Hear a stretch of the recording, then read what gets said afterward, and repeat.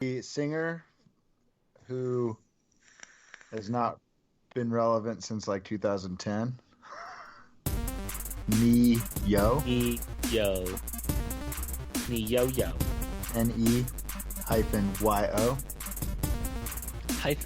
Yeah. Andrew, there's so much smoke in your room. Oh no, it's probably just a weird. Yep.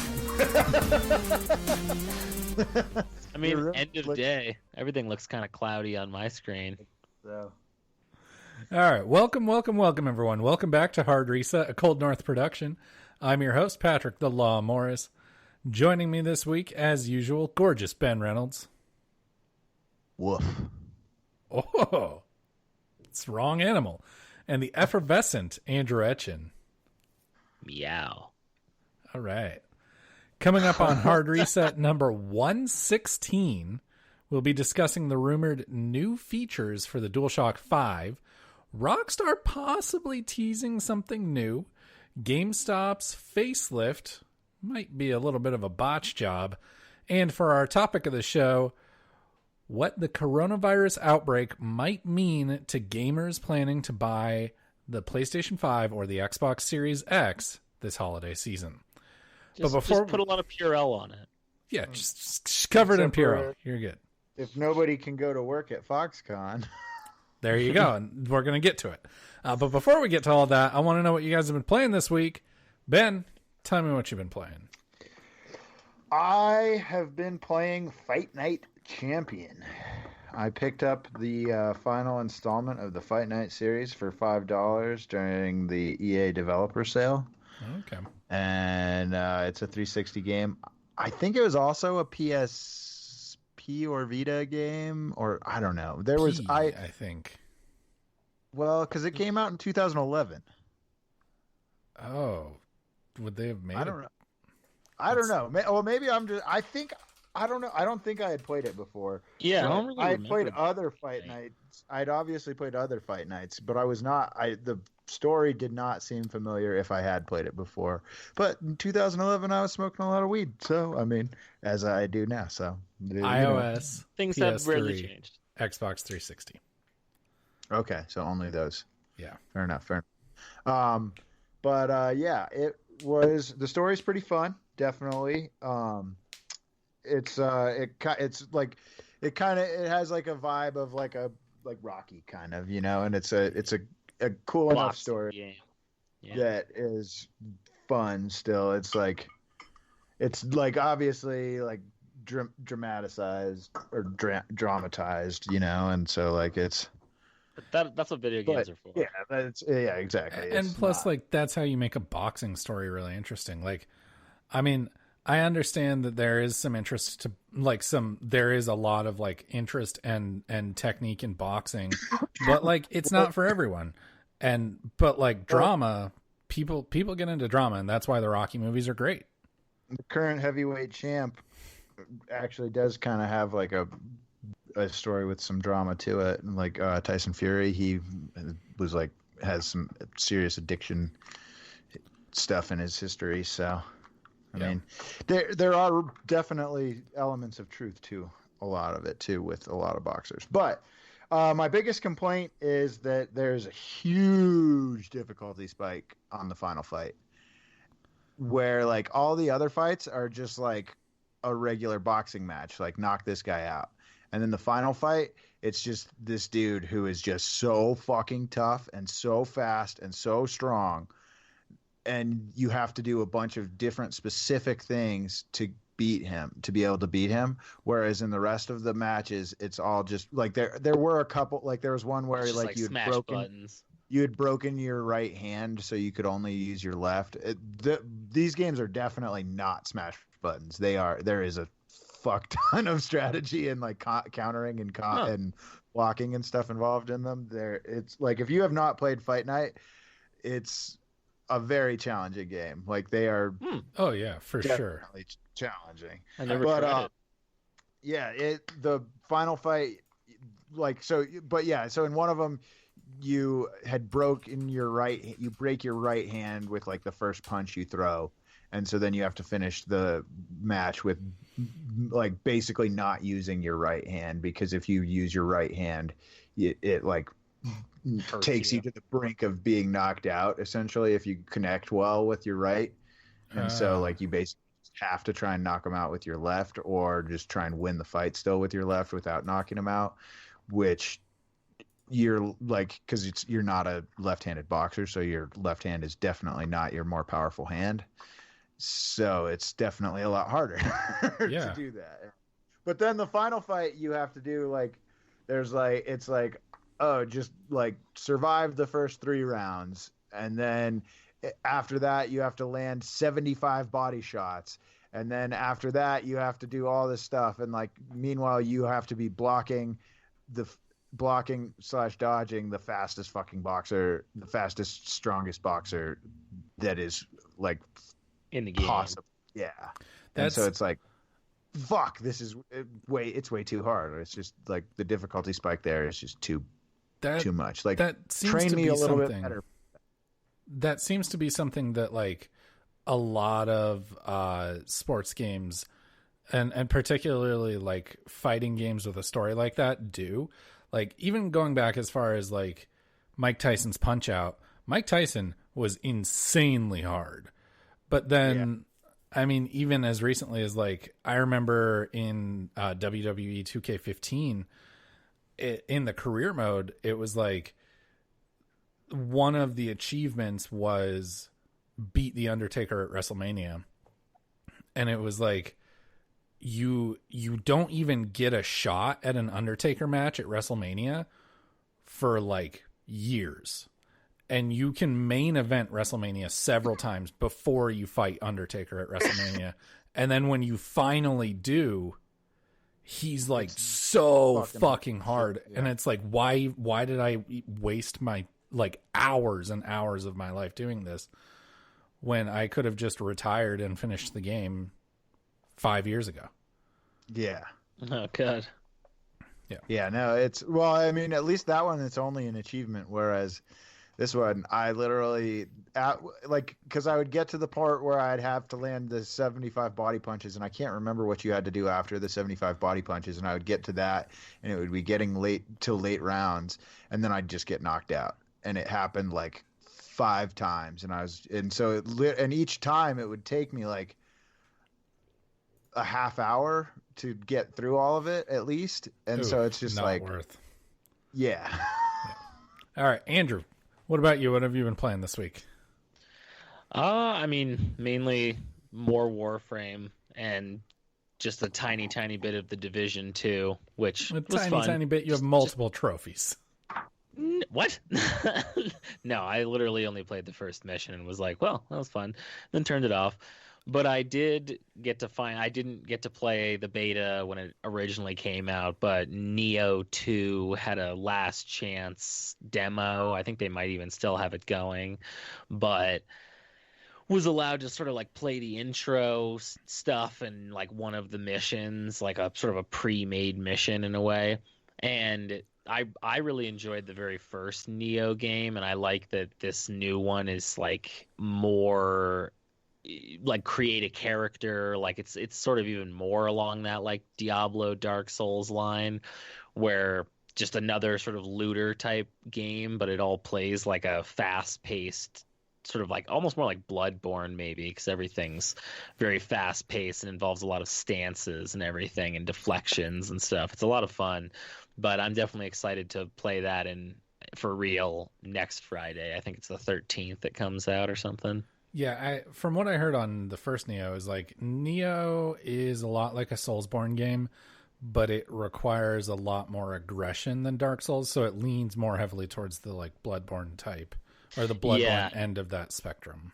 And then it's sort of like it uses stances instead of just attacking, so it's like high stance is heavy, medium is medium, low is fast, and you like a lot of the combos as you actually play, if you unlock, at least the first one, you would unlock these skill points. And then at any point you could refresh them and pick a new weapon to specialize in, and you would unlock all these crazy combos you could do.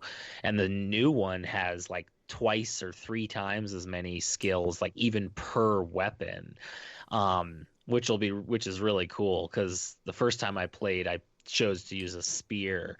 And then kind of at the end of the game, I switched to using dual swords. And I might do the same thing in this one, or just start off with dual swords and just see how it goes. Yeah, I heard that Neo was a lot like Soulsborne, but harder. And honestly, the Soulsborne games are already too hard for me. So I was just not like... I didn't really think the second one is definitely hard, because it gives you more abilities, but it also gives the enemies more abilities. But the thing that I liked about the first one was that it's like a Diablo game. Like, you can jump into a mission with in the first one only one other person. In this one, you get to go into a mission with two extra people if you want to.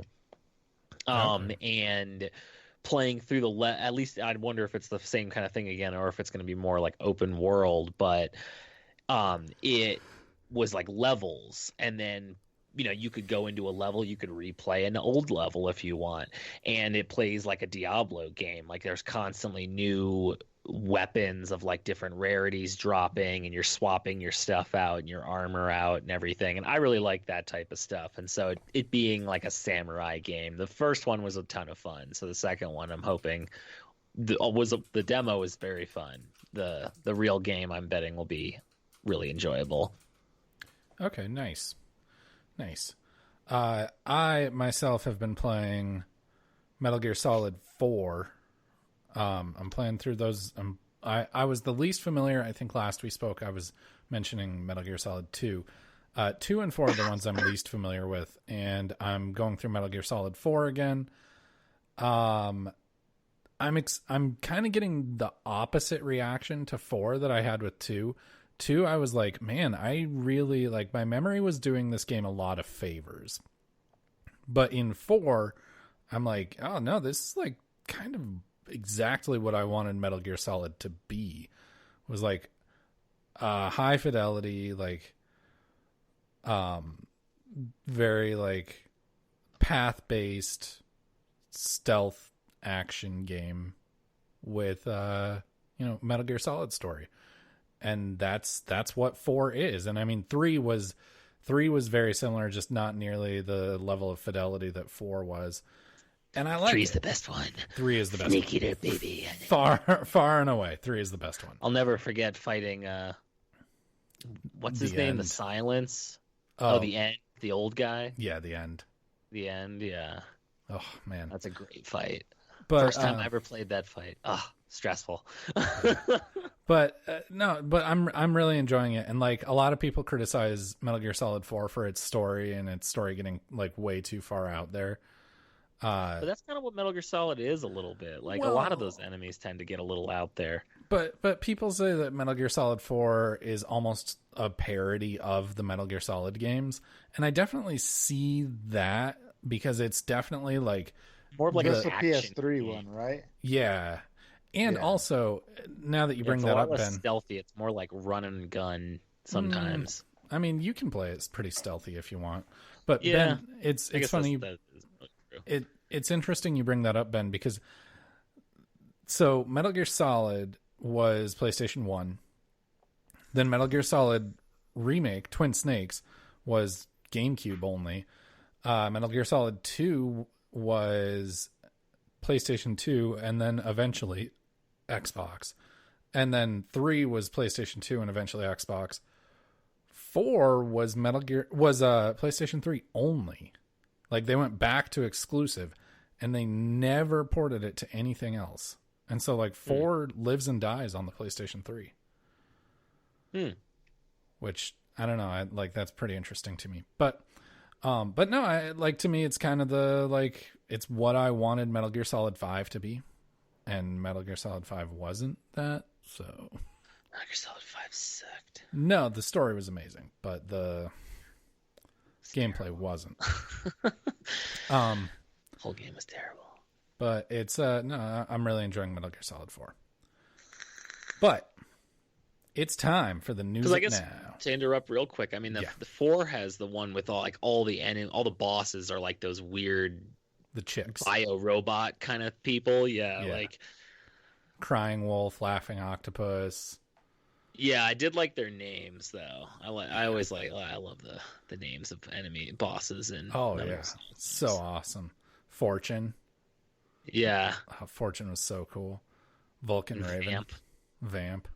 Okay, it's time for the news it now. The news show. It's the news show. We are now a news show, so we bring you news. All right, so news it now. The DualShock 5, some new patents are coming out. DualShock 5 may feature 2 new features. And I want to get you guys' take on these.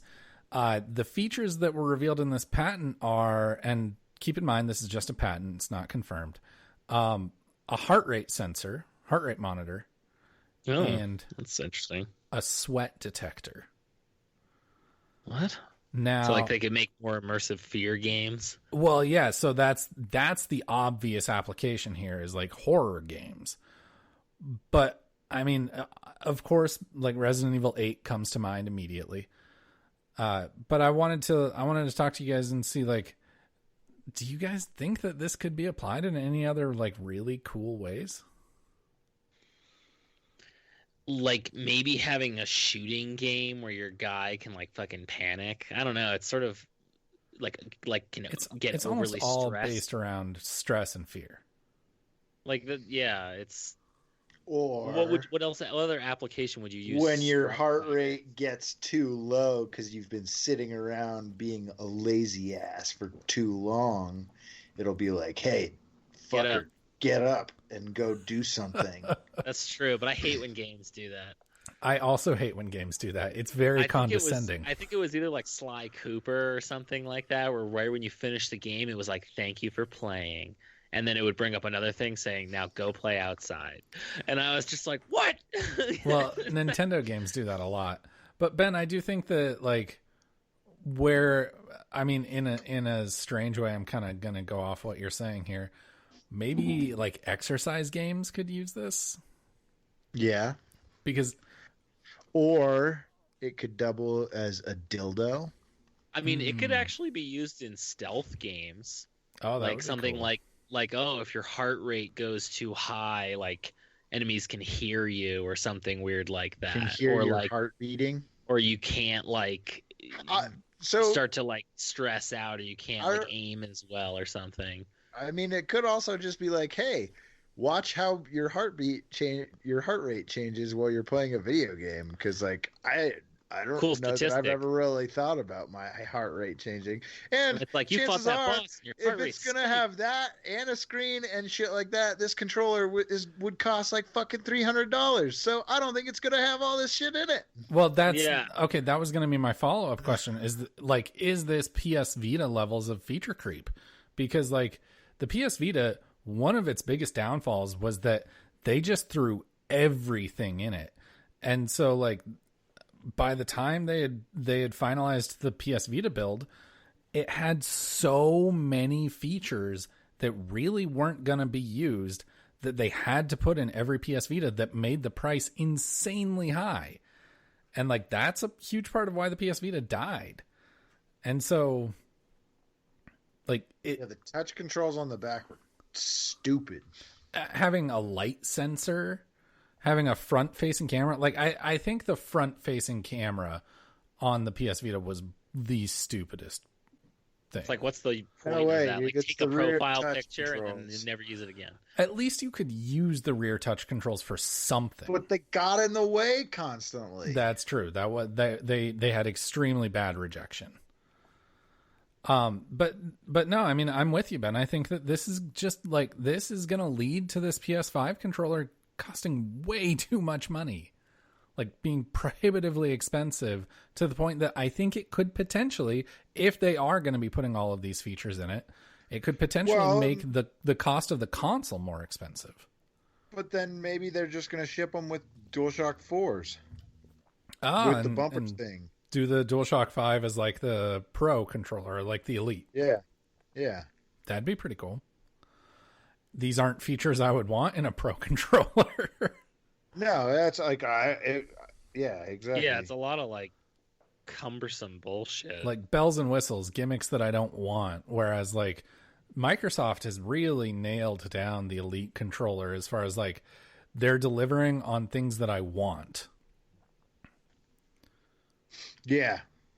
In a very, very expensive package, though. Oh yeah, a very expensive package, but like I don't mind paying that price because they're things that I want. Whereas like with this DualShock 5, I don't really want a screen on my controller. I don't really want like the screen on my controller could be cool, but I'm not like dying for it. And I definitely don't want a heart rate sensor or a sweat detector on my controller. Sony, you know, one thing I did not really do, I did like maybe 3 times total ever, use my PS Vita as a controller for my PS4.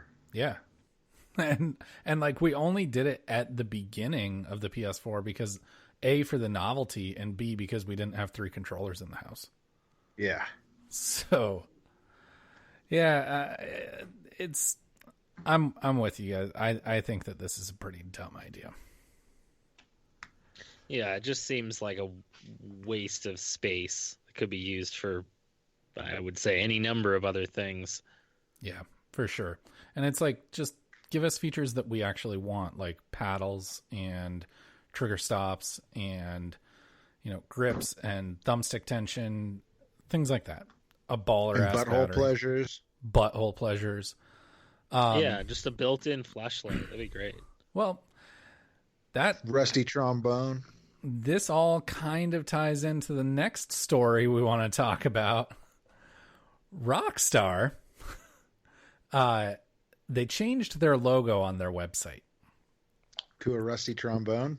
Not a rusty trombone, but I am certain that there is a rusty trombone reference in a Rockstar game somewhere.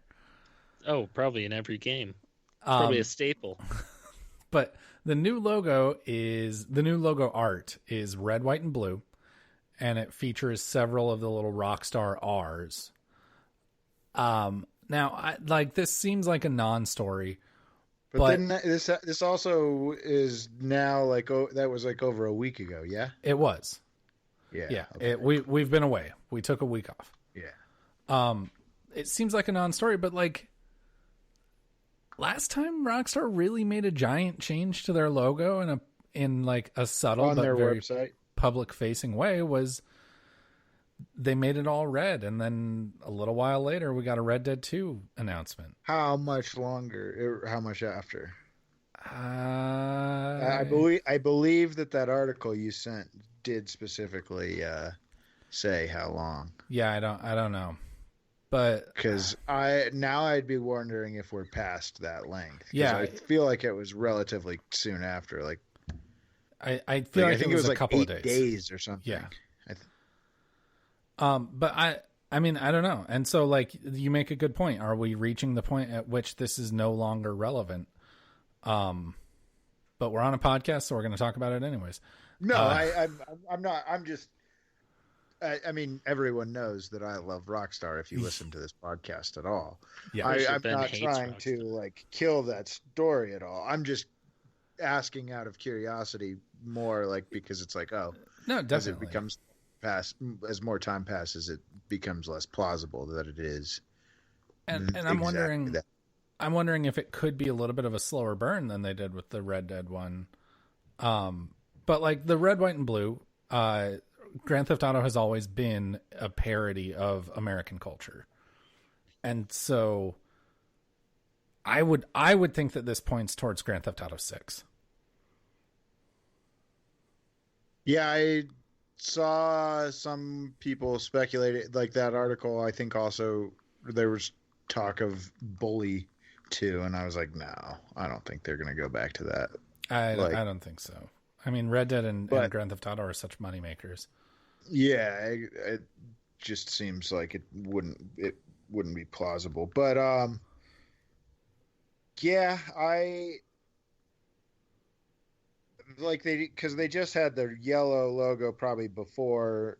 Well, but then like when they dropped the GTA 5 little like teaser, that was I mean, they didn't do any, but social media was also not as big of a Right. thing. It wasn't nearly as integral to like running a business. Yeah, so I don't know. It's interesting. I would I would think that this would point to GTA 6. I'm not sure what else it could point to. I saw a lot of people on Reddit saying like, "Oh, it's probably just a GTA Online update." And it's like my answer to that is like they didn't do that for any other GTA updates. Yeah, that doesn't And they've had some gigantic GTA updates and they never did that. So to me, like that says to me that's kind of out.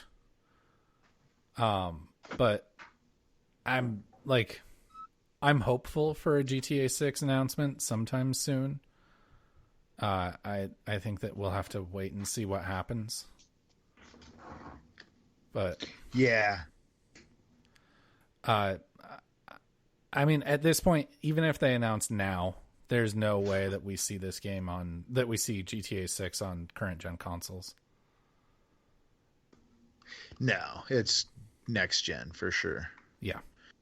And I think that will also be like a good way for them to be able to be like, oh yeah, here, come play this new game, because you won't be able to play this on, like, yes, you'll still be able to play GTA 5 online on the Older new consoles. console and older consoles, but you won't be able to play GTA 6 and you won't be Right. able to play GTA 6 online. Yeah. I totally agree. Yeah, because that, like, a lot of people have questioned how they would get past that, and I think that's just a very easy way for them to move. Yeah, and To I mean, get people to switch. having Grand Theft Auto 6 out in the early years of the next generation of consoles is definitely a smart move for them, in that like it does Then get they people have moved over. And then they have the online, which just makes them shit gobs of money. Exactly. And it gets people moved over to the new generation of consoles where they can make more money. They can sell the game to people again. They can, I mean, like, because they can't run on GTA 5 forever. And No, exactly. And I'm sure they're looking for a way to kind of sunset GTA 5 and get people moved on to the next thing without completely snuffing out all of the success GTA 5 is experiencing, even to this day. And so, like, this could be it. And getting out in the early years of the next gen of consoles, I think would be a smart move for them. Absolutely. So, Andrew, any thoughts on that? Not really. Yeah. Okay. All right. Well, so Rockstar experiences a ton of success, but you know who doesn't know what success feels like? GameStop. GameStop has been piloting a new concept for some of their stores. Ben, you sent us this story, and I think the headline was accurate. So they've been piloting Internet cafes. Yeah, pretty much. They've been piloting this new concept for a bunch of their stores, and before they're overhauling the whole company. And the new stores essentially feature like several PC gaming stations, a pretty large TV, and some consoles for local multiplayer. And they're also selling games. And so it's basically internet cafes that also sell video games. But the game display space is also cut down a ton. Oh, yeah. Is my understanding too. So like, it's not like there's just like walls covered in like stupid fucking display things all over the place too. Right. And so it's kind of like angry when they only offer them $5 for 17 games. Yeah. And Yeah, right. Not That's even, more like there's $1. It's always like those videos are like kind of most fun to watch when people just lose their shit in GameStop and destroy like several of the displays. Yeah, and it's like, well, what did you expect? You went to GameStop. I remember doing that as a little kid and going in with like 60 PS2 games and getting like $4. And And for some reason, when you're a little kid, you're like, yeah, I'll do that. Yeah, and I used that $4 to buy Tomb Raider: Angel of Darkness from Oh, what a their, bad like, decision. I love that game for the PC. Good stuff. Yeah. Now thinking back on it, I'm like, those sons of bitches. Actually, no. Honestly, as a kid, I think I was also like, God damn it, are you for real? I Yeah, expected You at were least gonna like say 50 you lost your mind and like broke some displays. No, I think I did just sit there though and was just like, well, I'm here already, so might as well take them. Yeah, that sucks. And so like then it's, I mean, the first couple stores that are overhauled, they're really not seeing a whole lot of success. Like the internet cafe part of the stores are basically just sitting there empty. Which is what the rest of the stores are doing too. So it's not changing things. Yeah. If it's like a gaming cafe though, man, they're gonna have people who never fucking leave. Well, I don't think so, because like look at where gaming cafes succeed. Is gaming cafes succeed in like lower income places, and like I'm talking like much lower income, different parts of the world, and places where there's not a whole lot of space to like have your own setup. And Yeah, that's so, very true. And I do actually like the idea, because you could even go to buy something and very likely someone might be playing it. You could be like, oh, I'll take a look and watch them play it for a little bit before I buy it. I think that in places Andrew's buying like, in. yeah, I'm Andrew's into in. it. I like it. I don't think that will bought a hard copy game in like 10 years. I don't think that will ever happen in the United States, which I think is the problem. But like, if it was in a mall, I think it would be like, but you couldn't put it in like a strip, like any of those strip mall. Yeah, it would have to be GameStops. a mall. It has to be like mall specific, because those strip mall GameStops, like, there's no way that anybody's gonna go to one of those for that. Like, I feel like you might, like, if you were going to the mall to like get some other stuff and you were like, well, fuck it, I'll go into GameStop and yeah, maybe I can try this game for a little while, and then if I like it, I'll buy it.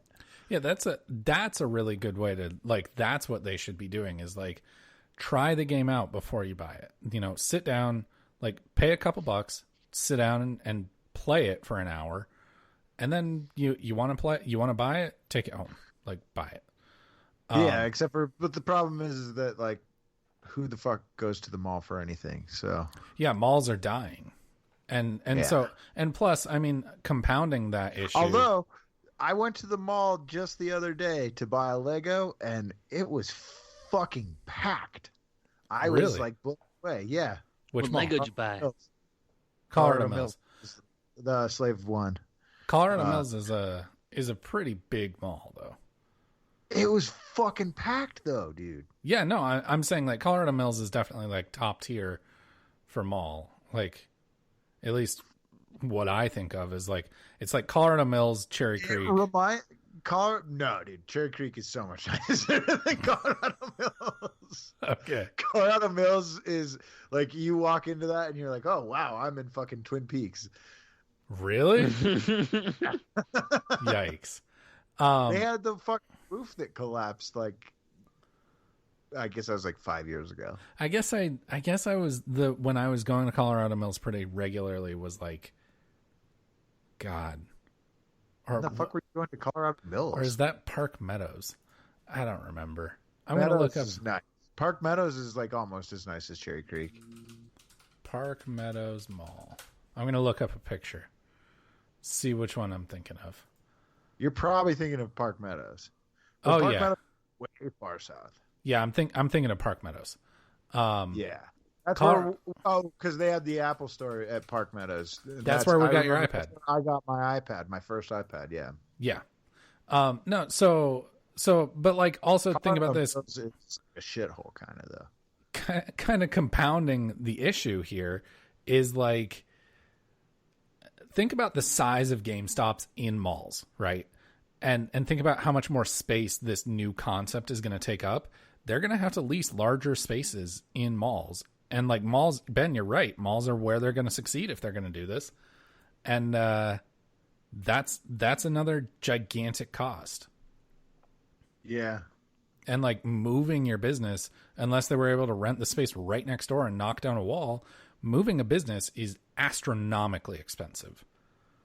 You know, it's bizarre that I'm just thinking about. I feel like the last few times that I've been in Cherry Creek and Park Meadow versus the last time I was in fucking Colorado Mills, like fucking Colorado Mills was bumping with people, whereas Park Meadows and fucking Cherry Creek, not so many.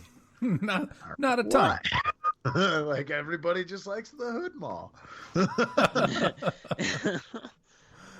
Well, so yeah, I mean, we'll see how GameStop does. I think they're circling the drain.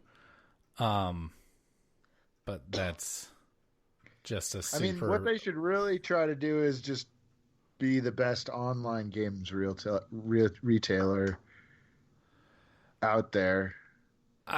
And like figure out like a system for like doing trade-ins online and shit with digital stuff. Like, here, we send you this like sleeve or something. Oh yeah, that's and good. Send us back the game again, and then or some shit like that. That's like what they should really do. Yeah, no, that's a good idea. Just try to be the best online game retailer that there is. I think, and I made a video about this. I think that they should fill the Blockbuster role. That like, because Blockbuster was a very unique experience that no one has actually been able to like fill since Blockbuster went down. But that's because nobody really wanted it. Well, I'm not saying like renting. That's dumb. I'm not saying GameStop should rent games out.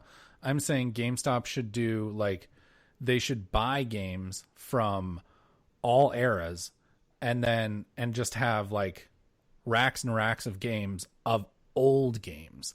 And so you can like, because basically all they've got now is new games. And so you can like go back and look through the ages and like find like used games that you can like look at, hold in your hand from like used retro games. Because for people who are collecting, I mean, like Tim and I both collect, it's a giant pain in the ass when you're like looking to find a good game, or like when you have one specifically in mind and you want to get it in good condition, but you're having to spend, $50 online and you have no idea about the condition. Yeah. But that they could do that and be for the best online games retailer. I think combine those two strategies and that would be really amazing.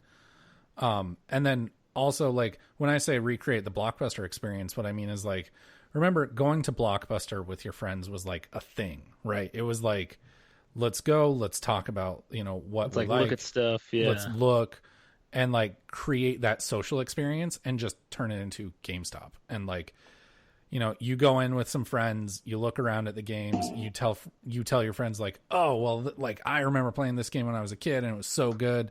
And they're like, oh, I never even heard of it. And then you buy a copy, you go home, you play it together. And it's like, Blockbuster did a lot of... PlayStation Store and the Xbox Store killed that though.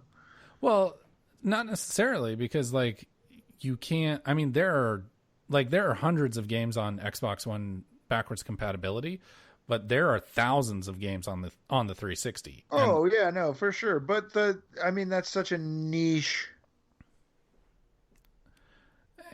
Yeah. And like, that's why audience. Like combine it with both. Yeah, no. That's I don't know. That's what I think they need to do to turn it around. But that's enough about GameStop. That's enough for anyone to talk about GameStop for a lifetime, basically. It's time for the news, or for the topic of the show. And we already did the news.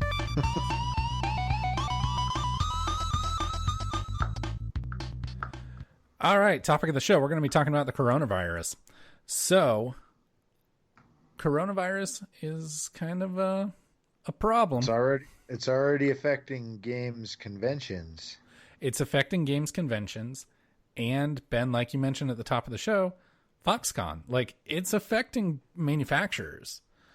And so I'm like 95% sure that the Division 2 is on sale so much because of that. Because of the corona. Or it could be their DLC that they just dropped and wanted to get people in the door.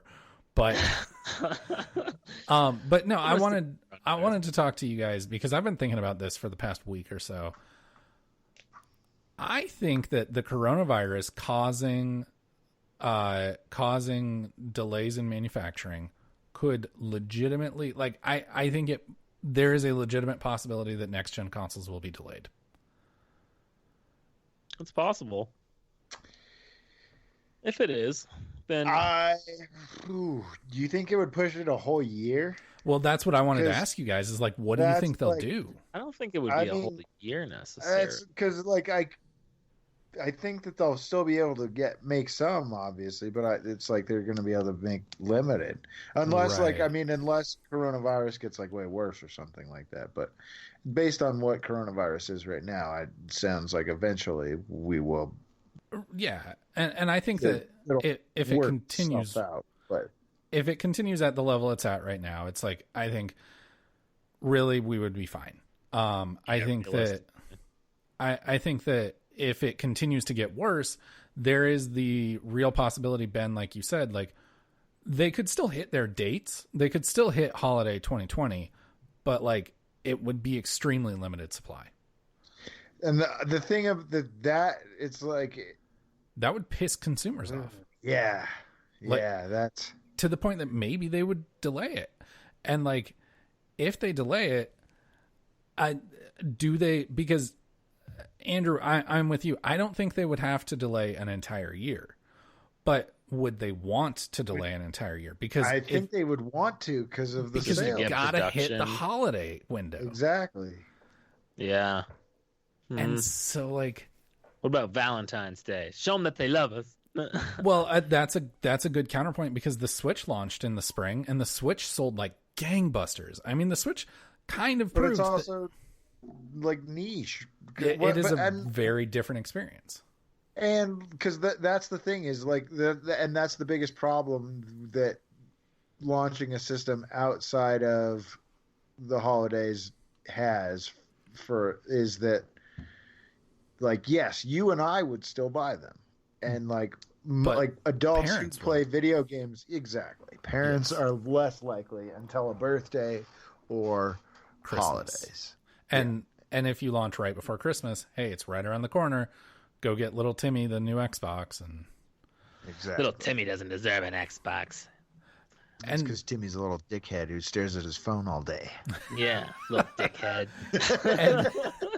and so like, so I mean, hypothetically, let's just imagine that things continue to get worse. They delay a year.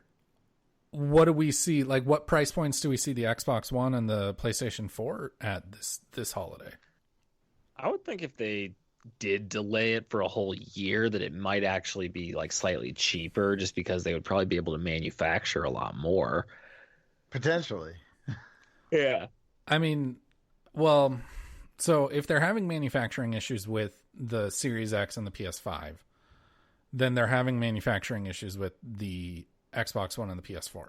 The difference being that there's already back stock. Exactly. They've got a fuck ton of those already made. Yeah. Do you see it as like hey, we're sorry, please. Here's a price drop on these for this holiday season to like the Xbox One X for like $250. Yeah. Yeah. I could see that. Honestly, if Foxconn's like, yeah, we can't meet what your demand is, and they do decide, because I think it would, like, I mean, it would definitely kind of annoy some people to know, like, oh fuck, these gaming consoles are out here, like, and like exist, and like we're just gonna have to wait a whole extra year to play them, and so then like PCs are gonna be getting that much stronger, and they're gonna be like that much closer to being fucking irrelevant. Well, counterpoint, I just want to cut in here real quick. If consoles are having trouble, PC is having trouble. Well, yeah, that's true. That's true. But like, I mean, but people like the people who are making the most high end things will still be making more advancements, don't you? Like, because those are like people who are making things in a fucking lab, you know, and like like they're making one single thing, and it's like a guy with a fucking soldering iron. It's no, because I mean they're mass producing like the RTX 2080, which but I mean like the guy who's like developing the next thing. He's not. That's some guy who's soldering on an RTX 2080, like with like other things, and being like, what if I add this to it? I like that visual. I think that the PC, the thing about the PC market is like, basically when you're looking at the Xbox One or the Xbox Series X, people are like, based on the stats that they're boasting, it's basically like, look at essentially what the highest end gaming PC, like consumer grade gaming PC you could buy in like late 2018 would be. And that's what the Series X is. And that's great. I mean, I don't mind being 2 years behind if I'm getting it for $500 or $600 and not having to put it together myself. But if it's 3 years behind, that does become a more of a deal breaker for some people. Yeah. Yeah. But I don't know. That's interesting. It's going to be like, this could end up being really, really interesting. I hope they don't get delayed. Well, I mean, that's like that. Needless to say, this is all why the stock market is going into the shitter. Yeah, exactly. Crashing. For sure. And I mean, people are saying like PC enthusiasts, Linus Sebastian is saying like, if you were on the fence, if you've been thinking about doing it, do it now, because PC like parts are about to skyrocket in price. And so, because there's going to be shortages, and like, yeah, that's one of the reasons I'm glad I'm not a PC gamer. Well, I mean, I think the worst thing that could happen for Sony and Microsoft is for them to be able to make enough that they still hit that holiday 2020 window, but not enough that like that it's easy to buy one. And then suddenly you see people on Craigslist selling them for like $2,000, and that's just going to piss everyone off. Exactly. Like it did when the PS3 came out. PS3 and 360. And I mean, the PS2, the 360, it wasn't as bad as the PS3, because the PS3, it felt like, well, and it was so expensive already, and then people would sell them for like $4,000 on fucking eBay and shit. Well, I mean, there was, and I mean, it like this generation is kind of the first time that it didn't really happen, that there wasn't anything really, really bad that happened. Like, I remember when the 360 came out, there was the story of the kid in New York who bought like 4 of them, or these like this group of like, 17, 18-year-old guys bought like 4 360s, and they were buying them all from this store like every week or so. And this dad who was trying to get one for his kids wasn't willing to pay the price that they were scalping them for. And he followed them to a McDonald's where they stopped to get breakfast. Fucking robbed him. He killed him. Oh shit. Yeah, I think he killed one of them, or maybe multiple. Maybe tried to rob them. Yeah, and like you hear about the. I mean, that stuff is really very true. I remember when the PS4, like seeing people with like 6 or 7 of them in their living room, and they'd be like, "I'm selling them for $600," and it's just like, man, if I knew where you lived, I would definitely fucking break into your house and take one. Well, and it's like there was without a doubt scalping in this generation, but this generation was the first time that we didn't really hear about like someone dying or someone like a little kid getting beat up for his PS2. That's pretty insane that like a dad would go and do that. Yeah. Or I mean, probably insane already. He's gonna just that's true. There's no way that there wasn't something wrong upstairs already. Like all you had to do was call the store and say, "Please hold one for me when you get them." But I think the worst thing that could happen is that they could really, really fail to meet demand. They could hit the 2020 window and fail to like come way short of demand. And then we could have a situation like the Wii, where the Wii didn't have a shelf life for 18 months. Like the Wii did not sit on a shelf. It was just constantly they would get them. Well, the Switch didn't have a shelf life for very long, or for pretty long time, didn't it? It was that was like 6 months. At Target and was like, "Zach, yeah, that's right." And it was like every time I would see one, I would text the group chat and I would be like, "Hey, does anyone want one? Because there's one here, and I'll buy it and ship it to you." But yeah, I mean that's a good point, Ben. Is like.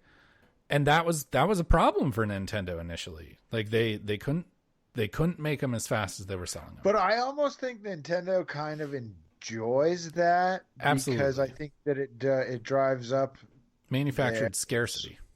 Their sales. Like, but for Xbox and PlayStation, I don't think it's as good. I don't think it's as good of a thing. Like, no. Which it's weird but it's like they're playing in different fields. Basically, it's like they're adjacent, but they're separate fields. It's a similar concept, but I don't think that Microsoft and Sony have nearly as dedicated a fan base as Nintendo does. Like Nintendo fans are really, really Nintendo fans. Like people, except for Andrew. Don't sell Andrew short. Yeah, but like people will like drive to several different stores every morning looking for like a $12 amiibo, and it's like, do we really need to do that? But Microsoft and Sony don't really have that dedicated of a fan base, or at least not nearly to that scale. Yeah. Well, a lot of the Nintendo stuff is sort of like almost gimmicked for kids, amiibos and like all those things, and like there are more things for the younger gamers, I think, to sort of enjoy. Because I would say as you get older, I don't think I know anybody that buys amiibos or anything like that for their Switches. Yeah, I don't even know what amiibos exactly do. I know you can put them, you like place them on top of the Switch, and it like basically downloads like a character depending on the game or something like that. I remember that Star Fox kind of game they made, and you could buy these like little spaceship amiibos and put them on it, and it would like unlock spaceships. But that was actually a totally I bought different that game on sale and then never even turned it on. Amiibos they give you in-game items and whatnot. I mean, I don't know. I own 2 because I got one when I bought Twilight Princess HD because it came with it, and then I bought Diddy Kong for my desk because I love Diddy Kong. But no, love? No, just really, I really, really enjoy. Oh, that's Dixie. Yeah. But we're gonna wrap it up there, and we're gonna go on to our weekly trivia challenge. Trivia! All right. Ever since the original entry, The Sims has been receiving expansion packs for years. Oh God! Of these 4, which was the first ever Sims expansion pack? Was it A, The Sims Livin' Large. B, The Sims Hot Date. C, The Sims Unleashed. Or D, The Sims Nightlife. God, I have literally no idea. Can I hear option B again? Option A, The Sims Livin' Large. Option B, The Sims Hot Date. Option C, The Sims Unleashed. And option D, The Sims Nightlife. I'm going to go with option D, I guess. I'll go with the D. I'm going A. All right. Well, one of you got a point. Andrew, The Sims Nightlife was the first expansion pack for The Sims 2.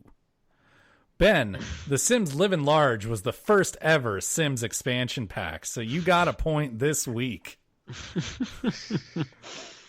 Yes. All right. Hell yeah. Hell yeah. That's all we've got for you guys tonight. If you liked what you heard, make sure to subscribe and leave us a rating and review on whatever podcast service you found us on. You can see everything we do, including our other podcast, Game Pass Anonymous, all in one spot over at coldnorthpro.com. We'll be back next week talking about whatever happens in the next 7 days. So until then, reset. Reset. Squirt.